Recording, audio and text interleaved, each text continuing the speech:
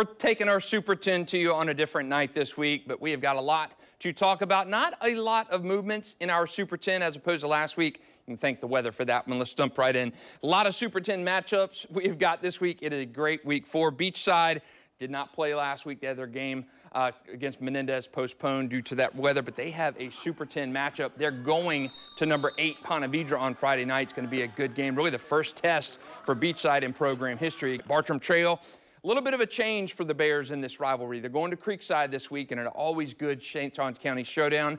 Creekside's 0-3 this year, so maybe the Knights get out to a quicker start, a lot more to play for against the rival. That is going to be a good one. Bartram coming off a 43-42 overtime win at Ware County. 8-7, talked about Ponte Vedra a little bit. They host Beachside in a very good St. Johns County clash. Oakleaf going to Hawthorne. Now, you see Hawthorne on here, and think that's a small school. That's a rural school, but Hawthorne is excellent, coached by former Gators star Cornelius Ingram.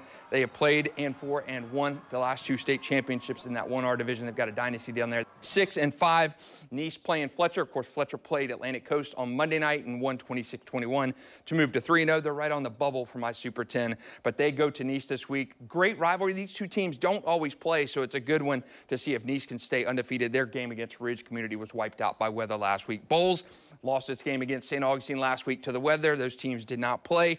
They've got a rivalry game against Bishop Kenny, unbeaten Bishop Kenny on Friday night. Derek Heidemann and the Crusaders have been rolling.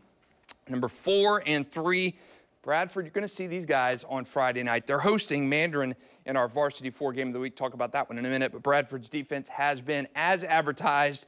They played for a state championship last year. So did Mandarin. They played for a state championship last year, so a very good matchup on Friday night. Defense for Bradford, and Jamie Rogers has picked up right where it's left off. Rains has been Rains.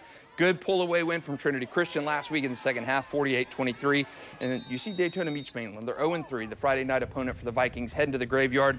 This is a redemption game for Rains. They lost this game 26-0 last year. Mainland, of course, went on to beat St. Augustine for a state championship. So Rains, even though that record's a little deceptive for Mainland, Rains is going to be uber-focused for this one. 2-1, St. Augustine, as I mentioned. They lost their game against Bowles last week to the weather. That one will not be made up. They're hosting Riverside. Remember, Riverside was a preseason Super 10 team for me, and they've got Tayshawn Gelsey, Miles Kendrick. Those guys can score and put up points in a hurry.